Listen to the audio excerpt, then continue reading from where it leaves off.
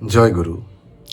সারা বিশ্বে থাকা আমার ভক্তবৃন্দ এবং ফলোয়ার্স, প্রিয়জন যারা আছেন তাদেরকে জানাই সত্যলোকের শান্তিময় শুভেচ্ছা।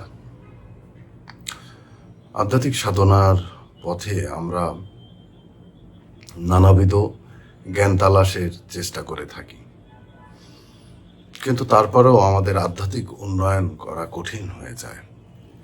আজকে আমি এমন কিছু টিপস আপনাদেরকে দিব যা সাধনার মাধ্যমে আপনারা নিজেদের মাঝের যে সত্য এটাকে সহজে উপলব্ধি করতে পারবেন। আমরা যারা বিভিন্ন ধরনের নানাবিধ সাধনা করি তারা জানি যে আমাদের ভিতরে আপনার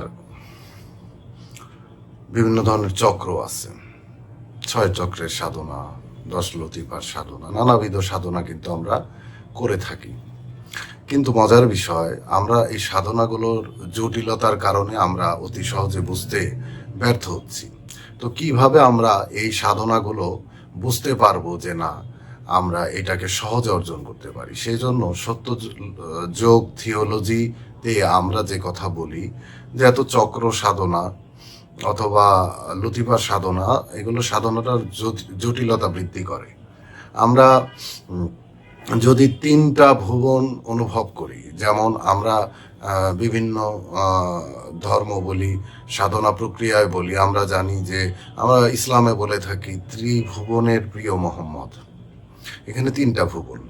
আবার আমরা গুণাবলীর কথা বলে থাকি শত রজ তম, এখানে 3টা গুণ। তো এইরকম নানাবিধ কথা কিন্তু আমরা বলে থাকি। এখন আমরা যদি জেনে যাই যে আমাদের শরীরের কোন জায়গায় এই 3টা ভুবন থাকে বা এই 3 গুণকে কিভাবে আমরা ভারসাম্য রক্ষা করতে পারি, জাগ্রত করতে পারি, তাহলে আমাদের জন্য সাধনাটা কিন্তু সহজ বিষয়ে পরিণত হবে।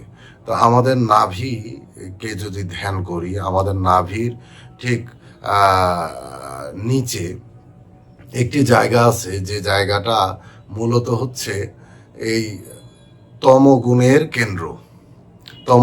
কেন্দ্র।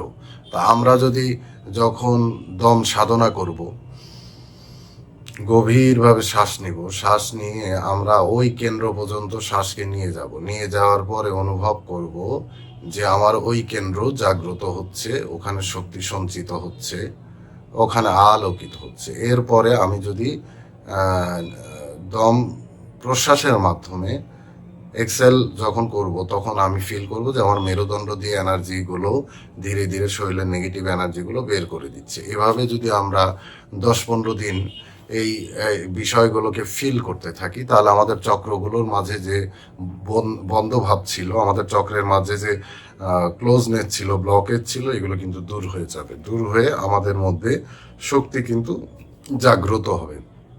এবং আমাদের মনে রাখতে হবে যে এই যে তম গুণের কেন্দ্র, আমাদের বুক যেটা রজগুণের কেন্দ্র, আমাদের মস্তিষ্ক যা শতগুণের কেন্দ্র, এই 3 গুণকে ধ্যান করে আমরা যদি কেন্দ্র তম কেন্দ্রে, রজ কেন্দ্রে এবং শত কেন্দ্রে 3টা জায়গাকে ফিল করবো। এক হচ্ছে নাভি বা নাভির নিম্নভাগ, এক হচ্ছে বক্ষ, আর একটা হচ্ছে আমাদের মস্তিষ্ক। এই 3টা ক্ষেত্র যদি আমরা ফিল করি, তাহলে কিন্তু আমরা সাধনাকে সহজ করে আমরা কিন্তু এই শক্তিকে অর্জন করতে পারবো। আশা করি আজকে এই আলোচনা আপনাদের জন্য সহজ সাধনার পথকে এগিয়ে নিয়ে যাবে, সহজ সাধনার পথে, এবং আপনারা সহজে বিষয়টি উপলব্ধি করতে পারবেন। আজকে এখানে বিদায় নিচ্ছি। জয় গুরু।